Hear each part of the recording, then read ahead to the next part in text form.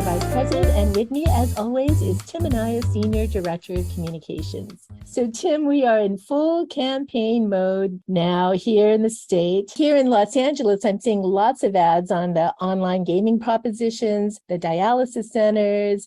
Even Rick Caruso, who's running for mayor in Los Angeles, he was pretty quiet most of the summer. And I'm seeing a slew of ads coming from him and his opponent, Karen Bass. You know, there's lots of mudslinging going on in the second debate with Karen Bass and Rick Caruso. She accused Rick Caruso of buying votes for the Latino Democratic Club. She later apologized for that. So the race is tightening a tad, but Karen Bass, I think, is still a pretty big lead. And in this morning, Tim, we woke up to another scandal here in LA. Quite the scandal indeed that is really rocking the political world in Southern California and across the state. So you had a caught on tape moment where there was a meeting with Nury Martinez, who's the president of the LA City Council, Gil Cedillo, who's a former state legislator and has been on the LA City Council for years, Kevin De Leon, who's a former state Senate president and is currently on the LA City Council, and then the head of the LA Labor Federation. And they were in a meeting recorded last fall talking about redistricting. Well, it was like the veil was pulled and you got to see the real character of these four. And they went off in basically an hour-long racist conversation about all of their political opponents. Well, we won't dignify her awful comments with a response. If you go on and read the LA Times, you can hear the audio and read the stories for yourselves. But it has sparked a firestorm. You saw Rick Caruso has called for all of the three to resign their posts, and many are calling for them to resign their posts. And this morning, Martinez stepped down as president of the city council, but it's unclear, whether she's going to step down from her city council seat. So it is, I think, tensions are raw in LA, and especially between the African American and Latino political world. I don't know what more to add. It's stunning. I mean, it's stunning. There are no words for it. Just how brazen it was, and we'll see if these elected officials do the right thing and step down. They in another time they would. When there was shame there, you would resign in shame and go away. But we'll see. Right. And meantime, we've got all kinds of problems here in the state. We've got high inflation, high gas prices, the huge homeless issue. And our next guest coming up is Deacon Jim Vargas of Father Joe's Villages. And he runs a wonderful place for homeless people. So he's been very successful. And we learned a lot from Deacon Jim. It's really an example of, where private charities can do such a better job of addressing the individual needs of the homeless in their community. And they're a huge program in the San Diego area. I think he said they were founded back in 1950. So they've been around a while and they know what works and what doesn't. And so we really get through, talk with him about their work, but also we get his reaction to a lot of the policy issues surrounding homelessness in California, and what works, what doesn't, and what he would like to see policymakers do to help him in his mission. So it's a really interesting discussion. And, Deacon Jim has become one of our favorite people over the years. He's spoken at past PRI events. So I think you'll really find this to be a fascinating discussion. Yeah, Tim, and what struck me with our conversation is that Deacon Jim is able to build homeless units for 300,000 to 400,000, whereas here in LA with Measure HHH using taxpayer dollars, the average cost of these units were 700,000 and upwards of 800,000 for some of the newer units. It's really stunning what Deacon Jim had been able to do. Yeah, and they also too, you see elsewhere in San Diego, other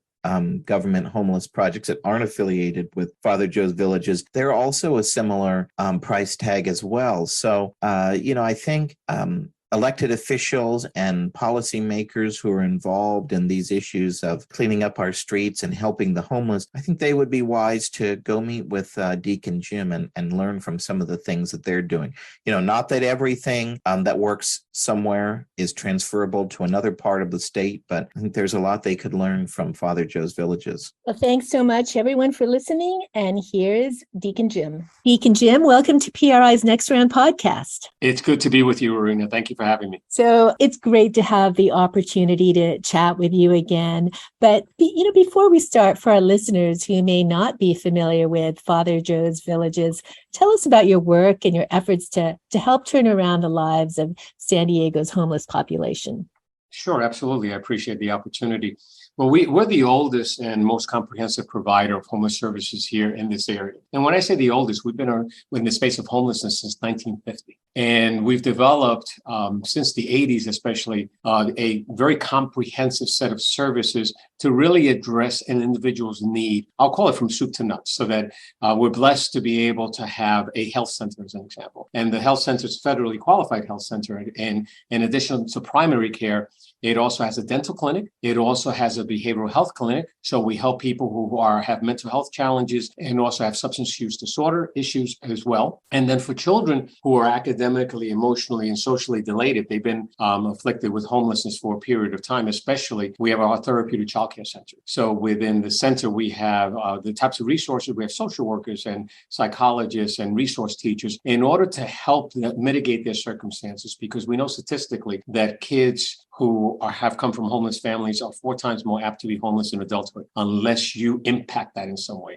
And the wonderful thing about children is that they're so resilient, right? So you apply the right resources and, of course, the love and compassion, and it always warms my heart how they bounce back. And so there's that aspect as well. We have an employment center. Also, we know that with marketable skills comes employment, and employment leads to income, which leads to self-sufficiency. And so that's extremely important. So we have vocational training, different types of fields, be it welding, property management, security guard training, facilities, and hospitality and the like. We have a few others as well. In that way, they're certificate-bearing courses, basically, and disciplines, and then people have the marketable skills, and we help them find employment as well. First and foremost, though, basics, we take care of the basics. So shelter, we provide shelter. We have more shelter beds than any other homeless services provider here in Southern California.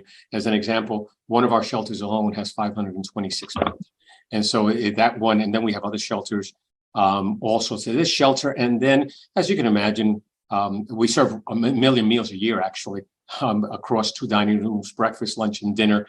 And that includes meals for those who are in the community, who are on the streets, not necessarily residing with us, but on the streets, and they need that support as well. And restrooms.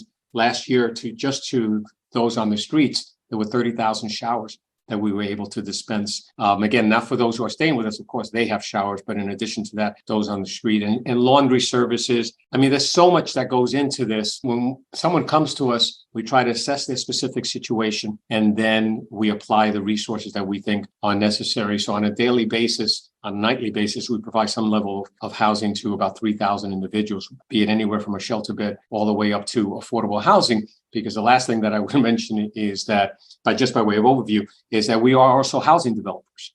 And that's an important element as well, because as I've said time and time again, we need to provide shelters, and we don't have enough shelters in this community in order to start working with people in the immediacy and try and start applying the services that they need. At the end of the day, a shelter is not a home. A home is a housing, a key to a door to your own place. And as an example, and we can get into this a little later as well, one of the most recent affordable housing that we built is a 14-story, 407 home facility that has taken over 500 people either off the streets, or I've kept them from falling onto the streets, right? So that's the biggest endeavor of its kind ever in the history of the county of San Diego.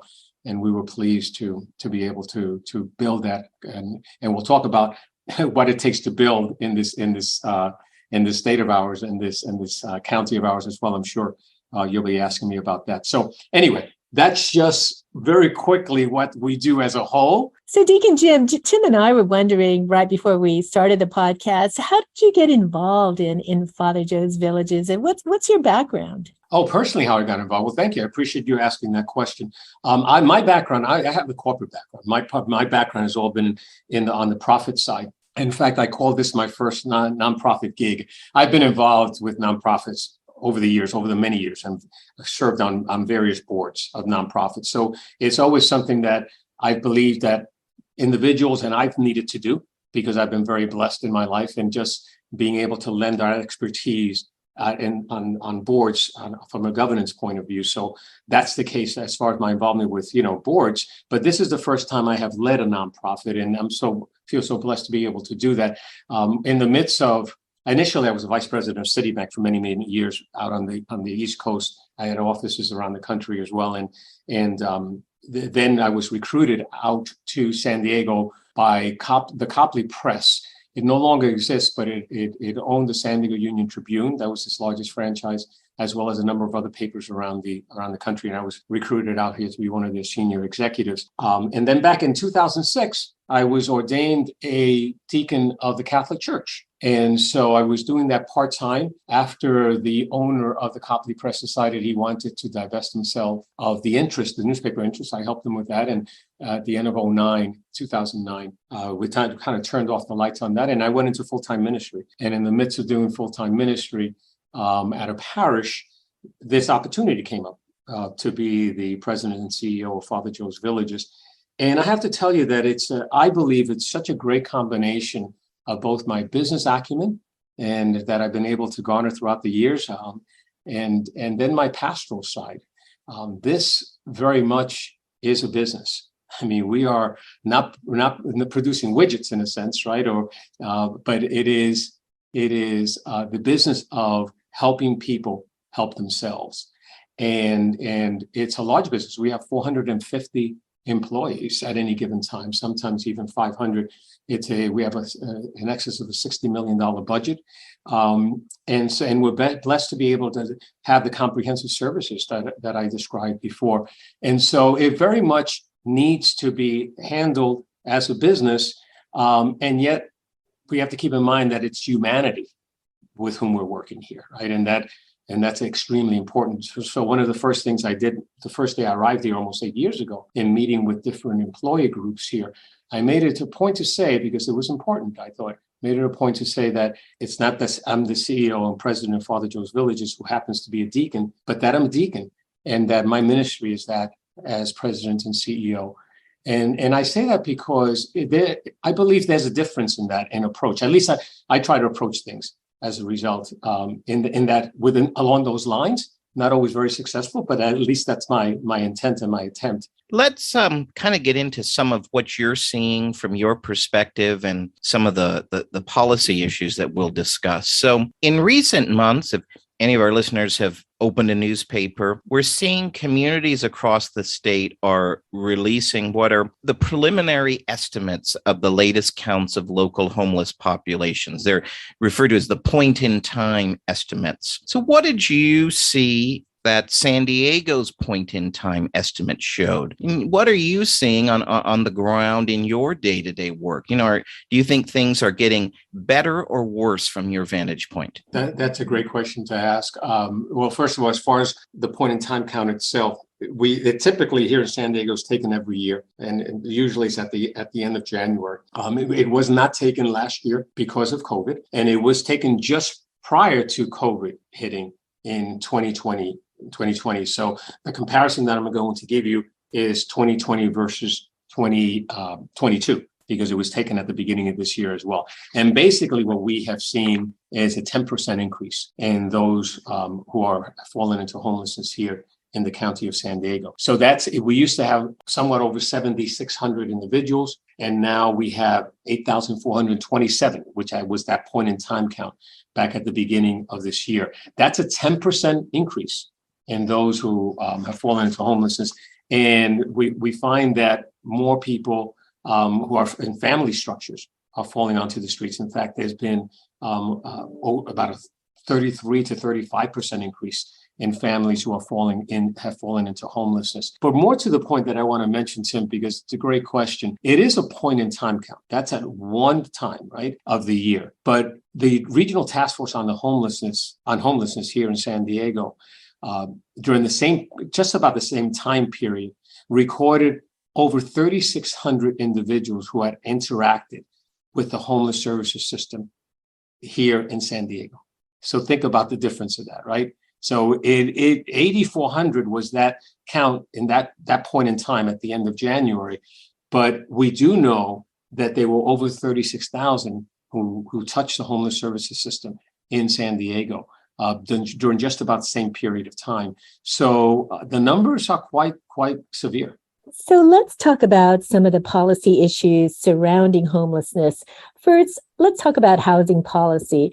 One of the core missions of Father Joe's Villages is building more affordable housing, yet policies like the California Environmental Quality Act, or CEQA, are driving up the cost of building both market and affordable housing projects. What do you think how government policies have impacted your efforts to build affordable housing and housing for the homeless? And what, if anything, would you like to see reformed to make your job easier and cheaper? I really appreciate this question. I can tell you right off the bat that CEQA has not impacted us at this point in time. And let me just tell you what I mean by that. 6 years ago, we as an organization decided that we would deploy 2,000 affordable housing units in this market. And at the beginning, when we came up with this audacious goal, we didn't know how we would do it or whether we could do it and we could financially pull it off. And so it took the better part of a year in researching it. I was meeting with financial consultants and architects and designers and the like to make sure that we could approach this in a very financially sound way. And so we embarked on what we call the Turning the Key initiative. That's what we call it. And it basically, it is, we deploy these units either through the acquisition and refurbishment of motels or new construction. So that said, just prior to COVID hitting, we purchased a dilapidated motel in the South Bay area of San Diego. And we converted that by August of 2020, actually, in the midst of COVID, we converted it to 83 spanking new units, beautiful gated community. We did pretty much everything without bringing the building down. But in any case, it now provides 83 studio apartments of permanent supportive housing, which means that the individuals who reside there have some level of disability. It could be physical, it could be emotional, mental health challenges, substance use disorder issues as well. And so we were able to build that, and we didn't have any CEQA implications to that. And then also this year, we opened up a new construction, our most recent affordable housing development, and it was back in February. We call it St. Teresa of Calcutta Villa, and it's 407 homes in primarily studios. There are 24 one-bedrooms and 26 two-bedrooms, but primarily studios. And we were able to build that, and actually, it was during COVID. We broke ground just prior to COVID, and during COVID, thank God, we remained on schedule and on budget. And of course, I give God the glory all the time. And those were also didn't have CEQA implications either, and that's because we fell back on a study, basically, or review, I should say, an environmental impact report that the city of San Diego conducted a number of years ago, which were compliant with CEQA. So we didn't have that. So anyway, so that's been our experience as an organization. But I can tell you beyond that, beyond CEQA, I can tell you that there are things on which we should be focusing as a community. Securing building permits, to say it's a bear is an understatement. I mean, as an example, St. Teresa of Calcutta, when we embarked on that particular endeavor, that 14-story building, 407 homes, it was March of 2017. We broke ground in January of 2020. We spent 3 years getting to the point of being able to break ground. Partly that was because of how onerous the permitting restrictions are here in the county of San Diego. Just to get to the point of being able to break ground, it's incredibly cumbersome. And that, coupled with the fact that the financing, obviously we had to secure the financing before we could break ground. That particular unit our building, I should say, has 10 different sources of funding, right, from various sources, whether they're local sources, state sources, and federal sources as well. And on the financing side, for instance, we have four particular sources, state sources. And it gets to the point where the state says, well, there's just so much you can have, right? Just simply because they have a rule that there is just so many funding sources that you could have from the state. And so the reason I mentioned this particular aspect is that if we as a community, as an example, the state has indicated time and time again that they're going to make it easier for developers to develop housing, not just for those who are homeless or at risk of being homeless, but also those who just are barely, they can't afford to live here, even though they're educated, college educated, and it's just too expensive to live here. I mean, we know here in San Diego, by the way, that the average rent is $3,000 monthly rent, and that there's about a 3.5% rental vacancy rate. So that means no sooner does an apartment come on the market, it gets scooped up. And so people in the lower socioeconomic strata, it's really out of their reach, right? So we need more affordable housing. And yet regulations like the state can only give you so many funding sources, as an example, when the state knows right well that we need more affordable housing. That's just an aspect that we know we need to take a look at it. When I say we, because I always I look at it as we. I mean, we're all together in this, right? I mean, we need to pull ourselves out of this situation of not having enough housing and having so many people who are falling onto the streets. So we need to incentivize developers. So that and one of the ways to incentivize developers like us is to allow us to build denser buildings, as an example, more people, so that we can do more good, and that it be transit oriented. I mean, we think of the environmentally, we try to always build near transit locations, as well as where people can walk to Walmarts or shopping and the like, again, so that they can resort as much as possible to either walking or bicycling. And so anyway, so incentivizing developers instead of disincentivizing them, I think is should be a focus as well. The state's core anti-homeless policy effort these days is Project Home Key, which began during the pandemic as Project Room Key. And basically, for our listeners who may not be familiar with it, it's centered around directing billions in state and federal funds to buy existing properties and convert them to homeless housing, or to build new units.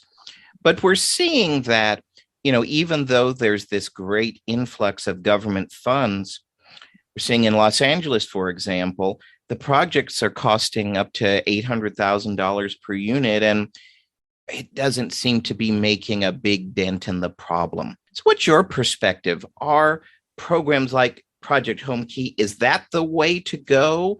Or should we be looking at spending these critical dollars in a different way? That's also an excellent question. And I can't, I've heard of that $800,000 number, by the way, and I have not independently looked into that. So I don't know what that's all about. It seems high to me.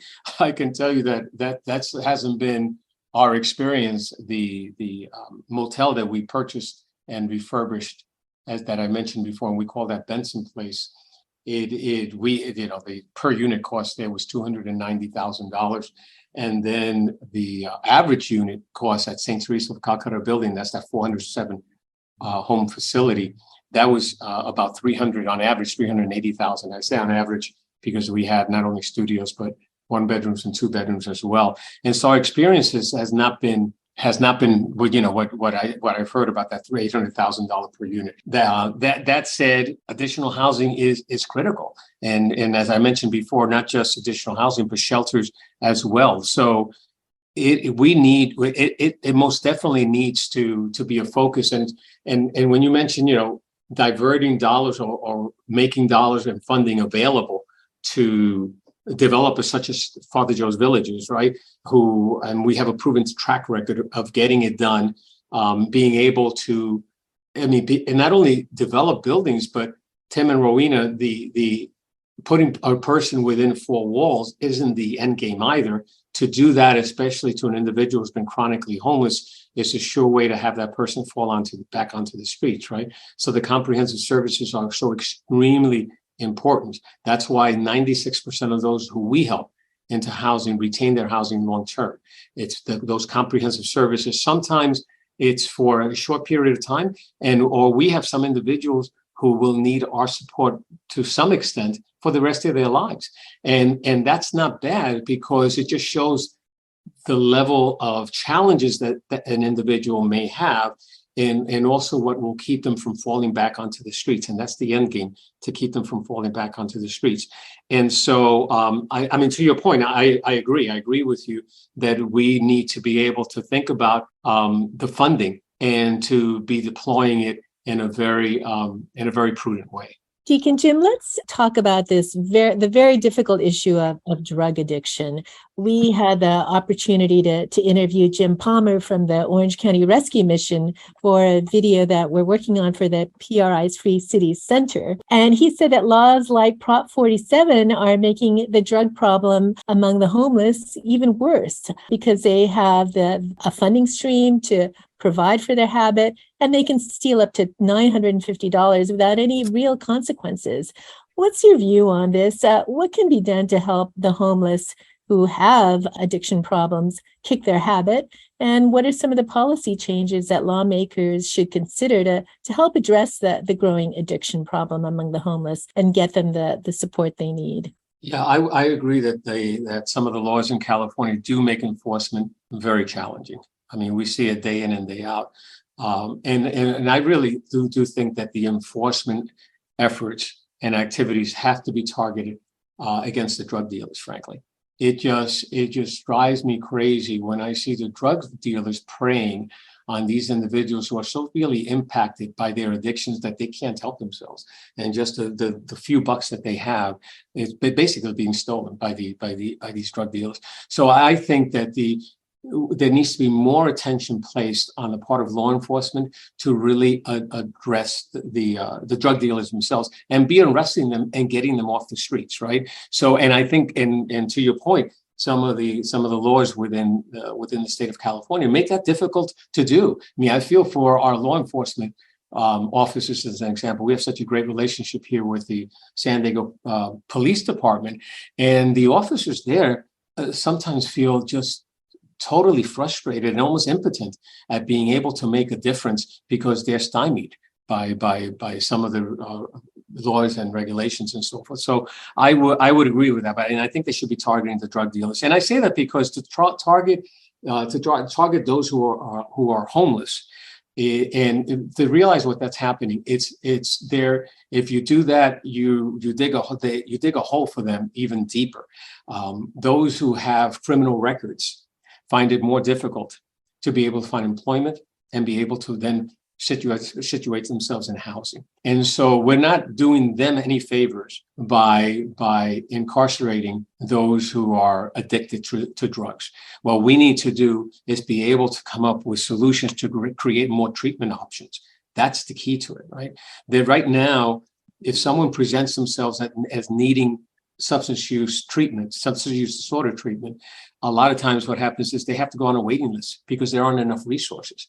So what happens? I mean, they just go back out there and without the support that they need. I mean, we need to be ready in the moment to really respond to their situation. I mean, I'll give you a perfect example. Out of our federally qualified health center, a number of years ago, we instituted what's called medication-assisted treatment. What that provides is a way for an individual who wants to get off of substances to be able to wean themselves off of these substances with this support. And it's the medication that's administered that helps them wean them off of the substances. And when someone comes to us seeking that type of assistance, we immediately bring them in and give them the assistance that they need. Not a matter of giving them an appointment and saying, come back tomorrow even, right? Because tomorrow they may not be in the same frame of mind. Right. So you need to seize the opportunity to start helping the individual, because frankly, it's a long trek. I mean, I feel for those. I've been blessed in my life where I don't have any, I've never had any addictions, though frankly, I know addictions personally. My two brothers were addicted to alcohol for many, many years. I lost one at the age of 65, and I still miss him tremendously. And my other one was almost age 80. I'm surprised he's reached age 80, frankly. And he struggles. So I know how difficult it's been for them in their struggle. So this is a lifelong long struggle for people who have addictions. And so we need to be able to have the treatment options available to them in the immediacy in order to start helping them out of the situations. So, I mean, it's a long story short, a long way of saying, I guess, that, to criminalize their situation is really not helping them. It's not helping them off the streets. So what are we doing to ourselves? We really need to target the drug dealers. The cities across California have cited a court case, the Martin v. Boise case, as a key hindrance in their effort to get homeless off the street. And for our listeners who may not be familiar with it, the case limits the ability of cities to basically evict homeless from city streets and town squares and such, unless they have a shelter to take them to. So from your perspective, how is the Martin decision impacting efforts to both clean up communities and get homeless into the shelter and care they need? On the one hand, Tim, it seems that the ruling makes sense, right? We've seen that sweeps, or what we call here abatements, where, and by that I mean that on a weekly basis, actually, the city goes out and all the encampments have to move in order for them to do a sweep, basically, and clean everything out. And a lot of times people lose their belongings and the like. And so with these types of sweeps, they don't result in people who are homeless exiting homelessness. I mean, it doesn't help them off the streets. It may move them from one area, one locale, or neighborhood to another, but it really doesn't solve anything, right? And so I could see, that's one aspect of it. But also on the other side of it, large scale encampments bring challenges of their own. I mean, we produced a white paper a couple of months ago, basically, that talks about what we Father Joe's Villages see as state of homelessness here in the county of San Diego, and we touched upon this actually within that paper itself. We know that that encampments lead to potentially public health situations. Back here in 2017, the tail end of 2017, you may have heard that we had a Hep A outbreak, and at the end of it all, 600 individuals had become ill, 20 of whom had died as a result of Hep A, and half of whom, by the way, were homeless, right? So it really wreaked havoc within the homeless population. And we also know that these encampments, they also breed crime. And I mentioned the drug situation as an example, and we see that time and time again. So basically what we need to do as a community is we need to create adequate shelter that that these shelters have a robust system for addressing the issue of substance use disorder, the mental health challenges that individuals have. So, I mean, that's the kind of my sense of Martin versus Boise. Deacon Jim, another key issue debated in Sacramento this year had been Governor Newsom's Care Court proposal, which is essentially an effort to get homeless who are either severely addicted or have mental illness into court-supervised conservatorships. It's an effort to address a real conundrum in homeless policy. How do you get the homeless into care who reject the offer of services and support? So what are your thoughts on the governor's proposal, and what do you do to resolve this very troubling dilemma, helping people, many of whom have mental illness, who don't want to be helped? It's very troubling. In fact, more than troubling, it's extremely heartbreaking. I mean, we see it day in and day out because we work in this field. But anyone who's really been out there and have encountered people who are on the streets can tell the level of severity as it relates to mental health challenges, right? And in fact, about 35% or so of individuals who are on the streets suffer from some level type of mental health challenges, and about a similar number have substance use disorder issues as well, right? And some have both. So it is heartbreaking to see the suffering that's out there. Some of these individuals, not all, but some of these individuals are absolutely unable to engage in any type of healthcare, providing healthcare for themselves or or addressing their immediate needs. Some of them are in such a state that they can't even secure food for themselves, right? And so they're literally starving out there. So, they don't have the capacity to be able to make informed decisions. And so I believe that we as a society need to step in that case and help them. I've been a proponent and supportive of the governor's care court. I think in certain situations that I think it's only right. It's the moral thing to do, to not allow people to die on the streets. And that's exactly what's happening. By the way, speaking of people dying on the streets, from year to year, we've had an increase from about 325 individuals who have died on the streets to about 495, right, most recently, who have died on the streets here in the county of San Diego. I mean, that's a huge increase, obviously. And even the 300 was an increase from prior years. I mean, prior to COVID, approximately 100 people were expiring on the streets. And now to see these numbers exponentially grow is just devastating. I mean, it's heartbreaking. And so some of these individuals cannot help themselves. And I believe that it is immoral to see this human suffering and not reach out in some way to be able to help them. So that's where I think, use judiciously and prudently, this care court can make a difference in the lives of individuals. I mean, we are here in the United States, our civil liberties are sacrosanct, right? And that's the case. And well, they should be. I mean, we all cherish our civil liberties. And so we have to be careful about that.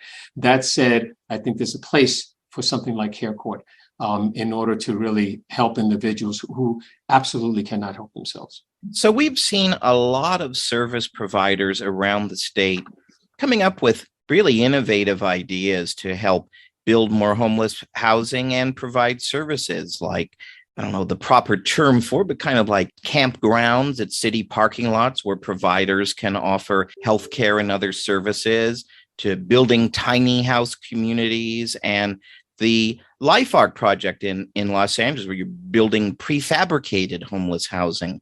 So what are your thoughts on some of these ideas and the potential for innovation like these and others are replicated in communities across the state to help them address their homeless problems? I welcome ideas because there are various ways of addressing and solving this issue of homelessness, this grave issue of homelessness. There isn't a one size fits all. I mentioned the acquisition and refurbishment of hotels and new construction, but that said, we have to do a lot more than that. So whether they're tiny homes or prefabricated homes, by all means, whatever moves people off the streets, that's what it's all about.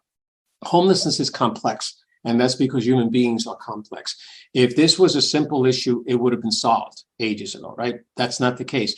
And we have to recognize that different people are at different points in their lives, or their journeys, I should say, as it relates to homelessness. And so we have to meet them where they are. And that's the key also, by the way. A lot of times in the past, what we've done is we've tried to force solutions on individuals. Well, you know what? One solution, a solution that may work for one individual may not work for another. And so that's one of the things that we've noticed as we have outreach teams who go out on a daily basis to interact with these individuals, start working with them and start bringing them in for services. And in those interactions, we have discovered that different people have different needs. And as far as, for instance, I'll give you an example. Maybe some individuals don't want to come into congregate shelters. And they're various reasons why they don't want to come into congregate shelters. It could be that they are claustrophobic. It could be that they're victims of domestic violence. I mean, it's a whole host of issues, right? So fine. So to try to force congregate shelters on everyone means you're going to leave people on the streets, right? So we've been advocating what we call safe villages. For the last year, we have been advocating safe villages. And by that, I mean where you bring, instead of having all these encampments out there, bring people into a parking lot setting, as an example, and have some types of, let's say, palace structures. These small units, they're most definitely meant to be of a temporary nature, obviously, but it's not a congregate setting. Then you have your own unit with a lock and key where you could have your belongings. They can be air conditioned. They could also have some heat, a heating element as well. And most importantly, you're providing a level of security for these individuals who are out there and are prey to drug dealers otherwise, and also women who are constantly being accosted out there, right? So you provide a level of security. You also provide a level of humanity. And by that, I mean, the community, and rightly so, gets upset, basically, that the homeless individuals, because they have no other recourse, have to use the streets, right? The indignity of having to use the streets to defecate. And think about that. That's just incredible. And the indignity that they have to suffer in that regard. And not only their indignity, but then also the community. Community shouldn't have to be exposed to that either. So at both ends. And so in this way, you can get them into a safe village situation when you could provide showers, you could provide restrooms. As an example, you could provide laundry services, something as basic as meals. You can provide meals. And most importantly, what we would be doing then is being able to start interacting with these individuals and providing the services that they need, the targeted services that they uniquely need in order to be able to really lift themselves up from their situations, right? So that, that's one of many approaches to this. You mentioned tiny homes, tiny houses, Tim, and I use the term safe village, but the point is that it all needs to be part of a larger shelter ecosystem, right? Again, anywhere from shelters and different types of shelters all the way up to affordable housing and including permanent supportive housing, so that we can, again, meet people where they are and truly be able to move the needle forward. It needs to be part of a larger continuum. Finally, Deacon Jim, let's close with a big picture question.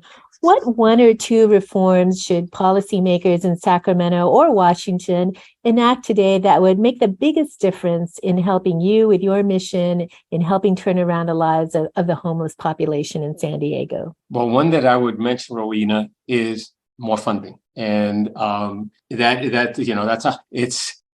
an obvious, and it's not as if there isn't a lot of funding that has been made available. Heaven knows that has been, right? But the reality, as I mentioned before, this is a big issue. It's a big issue in this county of San Diego, and it is elsewhere within California and even outside of the state of California.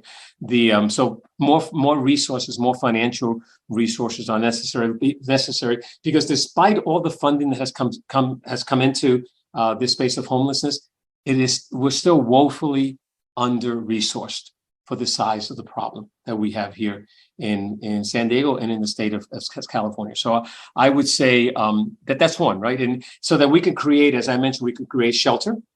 We need more shelter and we need more housing. There are those who say that we shouldn't focus on shelters. We should just be focused on housing. Right? I say we need here in San Diego, and maybe different elsewhere, but here in San Diego, we need to focus on both. Because while the end game, as I mentioned before, is housing, that's a home, a housing. Housing is what is a home, right? We know here that we don't have enough of the housing, and it takes time to deploy that housing. So in the interim, we can't leave people on the streets. We need to have more shelter. So the combination of the two takes a lot of resources, financial and otherwise. And that's just the reality of the situation. Then the other, since you asked for a couple of points, the other that I would mention is allowing providers the flexibility to do what they do and do well. We here, as an example, Father Joe's Villages, we've been at this for a long time, and we know what doesn't work, right? And heaven knows, we've tried things, and when it doesn't work, then we redeploy our resources because we want to be as effective and as efficient as possible. So we do that, but we also know what does work, right? And so it's a matter of truly depending upon those providers who know exactly. They have the pulse. We have the pulse of those who are on the streets, right? And are able then to act accordingly. I'll give you an example.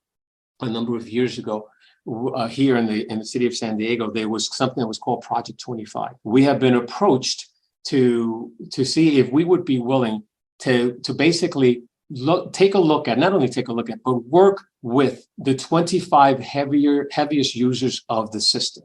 And I'll tell you what that means. Basically, those who use ambulances and calls to the police department, emergency room visits, hospital stays, those who we, all these different entities knew exactly who those 25 individuals are. because they were just so prominent, right? And so they chose us actually to be the homeless services provider, the city did, in order to be able to work with these individuals. And by the way, we wound up working with 36 because they kept on calling us and saying, "Oh, can you add so and so? Can you add the other?" And of course, we wanted to work with as many as possible. But they provided, the reason I bring this up as an example is that they provided, the city and the United Way actually was the funding stream, provided the financial resources that we needed. And they told us, now, Father Joe, you go at it. All right. And you take care of these individuals. And we provided housing for them. That was one of the first steps. We provided housing for them. And then we provided the support that they needed. And it was a lot of support. We worked very closely with each individual and with the landlords, actually, where we placed them in order to keep these people within their respective units. These individuals, because they were mired and so chronically homeless that they really needed to relearn how to live in housing and with other neighbors, as an example. They also had health issues. They also, like I said, had substance use disorder issues, mental health challenges. And so we worked very closely with them in order to really help them to retain their housing. I will tell you, long story short, is that at the end of the funding source, and the funding source was only, unfortunately, for a couple of years, at the end of it all, we had saved, this was independently verified, Point Loma University, the Nazarene University basically independently confirmed that we have saved the community in each of those years $2 million, each of those years, right? This was a costly program, but it was more costly to have these individuals on the street. There were some of these individuals at the outset had cost the system itself. The system itself had cost them hundreds of thousands of dollars. There was one individual who had been on the streets for 5 days. Now, you could say, well, that doesn't seem to be very homeless. Well, the reason they have been on the streets for 5 days is that the other 360 days, they have spent it in a combination of either a hospital room or a jail cell, which is very costly to the community. So that individual had cost the community hundreds of thousands of dollars. That's someone who we were able to help within this program. And as a result, was able to break the addiction, as an example. It took a lot of time, a lot of effort. And like I said, the program saved the community on a yearly basis a lot of money. So that's just one example of, allowing providers with the flexibility that they need to really make a difference. Well, Deacon Jim, thank you so much for taking the time to chat with us. And more than that, thank you so much for all the work that you do. Well, we're blessed to do what we do. We honestly are, and we can't do it without the support of the community. And so I'm very grateful for the community's support. Thank you for having me. If you like this episode, please tell your friends and subscribe to PRI's podcast at iTunes, Google Play, Stitcher, TuneIn, iHeartRadio, and Spotify. And when you're on these platforms, don't forget to give us a big 5 stars. If you don't subscribe to any of these, you can still listen on PRI's YouTube page, youtube.com/Pacific Research 1. That's the number 1. Thanks for listening. I'm Rowena Ichon. Hope you'll come back again for next round with PRI.